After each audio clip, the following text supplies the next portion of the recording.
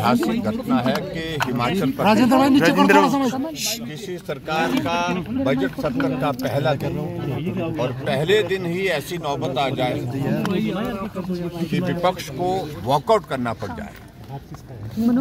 आज भारतीय जनता पार्टी के विधायक दल की ओर से विधायक के हमारे सदस्यों ने 9 सदस्यों ने काम रोको प्रस्ताव नियम 67 के अंतर्गत दिया था और उसमें सीधी सी बात बड़ी स्पेसिफिक होकर के कही थी कि जनप्रतिनिधियों को अपने अपने क्षेत्र में विकास करने के लिए विधायक क्षेत्र विकास निधि का प्रावधान किया गया है और इस विधायक क्षेत्र विकास निधि को भारतीय जनता पार्टी की सरकार ने लगातार हर वर्ष बढ़ाया।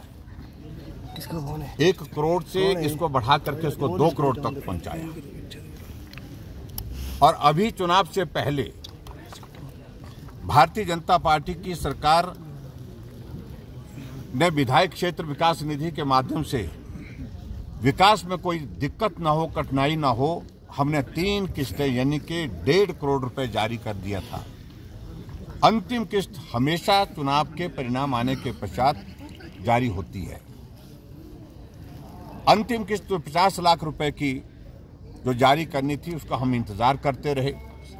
हमारे माननीय विधायक अपने अपने क्षेत्र में जा करके लोगों के बीच में विभिन्न विकास कार्यों की घोषणा कर चुके हैं और डिप्टी कमिश्नर के यहाँ पर पत्र लिख करके कई जगह कुछ विधायकों ने लिखित रूप से भी दे दिया कि ये हमने अनाउंस किया है विधायक क्षेत्र विकास निधि में से इस पैसे को जारी किया जाए। लेकिन अभी मालूम पड़ा कि जब एनुअल प्लानिंग की मीटिंग थी उस दौरान मुख्यमंत्री महोदय जी ने वहां पर अपने संबोधन में कहा कि विधायक क्षेत्र विकास निधि की अंतिम किस्त जारी नहीं करेंगे।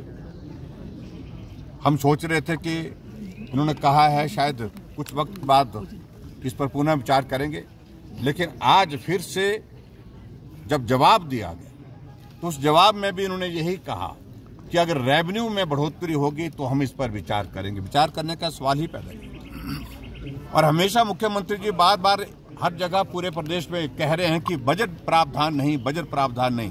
मेरी बजट स्पीच है पिछले साल की इसी माननीय सदन में, जब हमने विधायक क्षेत्र विकास निधि को बढ़ा करके 2 करोड़ करने की घोषणा की और 2 करोड़ में से हमने 1.5 करोड़ हमने जारी कर दिया है। 50 लाख रुपए बजट प्रोविजन जो किया गया है उसके अंतर्गत जारी होनी बाकी है। करने में जो अंतर है उसी सारे विषय को लेकर के हम कह रहे हैं। CPS बनाने के लिए वहाँ इनको खर्च जो है वो ध्यान में नहीं आ रहा है। चेयरमैन बनाने के लिए इनको खर्च जो है वो होगा सरकार की ओर से, वो ध्यान में नहीं आ रहा है। हमेशा एक ही बात रोना रो रहे हैं, एक ही बात रोना कि भाई हमारे ऊपर लाइबिलिटीज है, गवर्नमेंट का जो फाइनेंशियल हेल्थ अच्छी नहीं है। तो हमें मालूम है, वो अच्छी तरह से मालूम है। आप जो भी करना है अलग जगह से करिए, अलग प्रोविजन करिए, लेकिन जो क्षेत्र के विकास के लिए विधायकों के लिए जो राशि मिलती है विधायक निधि के रूप में, कम से कम उसको जारी करें। और आज जिस प्रकार से सारी चर्चा को फिर हट फिर करके उसी तर्ज पर संस्थान खोल दिए, संस्थान खोले, आपने भी खोले थे, हमने तो चलाए।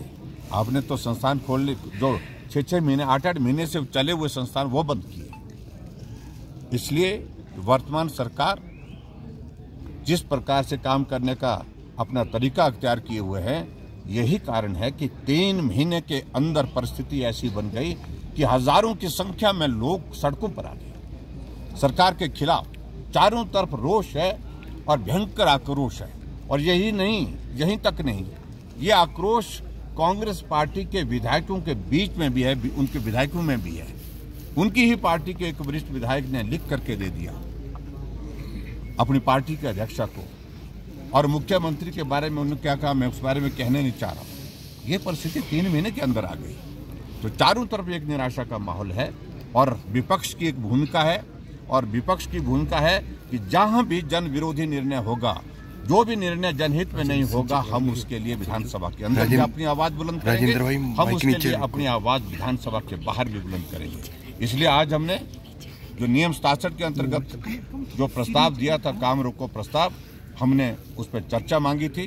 चर्चा उसमें अलाउ नहीं हुई, उसमें घुमा फिरा करके जवाब देने की कोशिश हुई और जो हमको स्वीकार नहीं थी, इसलिए हमने वॉकआउट किया।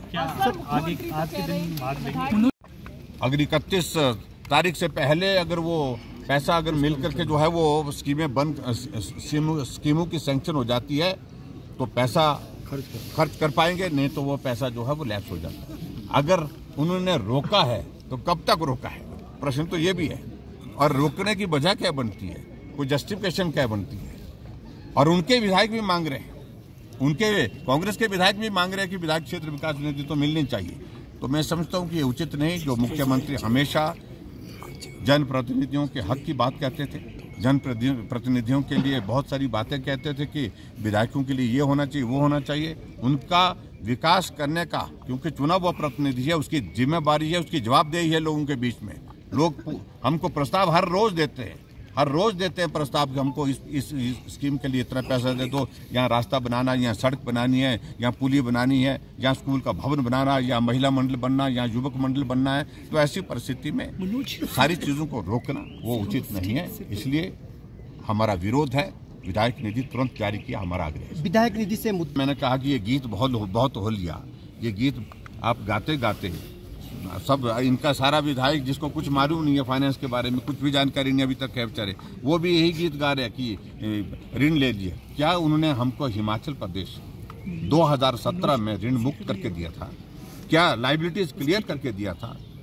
ऋण भी था और लाइबिलिटीज भी थी। हमने बिना कुछ कहे वो ऋण की सारी दायित्व का जो जिस प्रकार से चुकता करना था उसमें अपनी भूमिका निभाई और जो लाइबिलिटीज थी उनको क्लियर किया।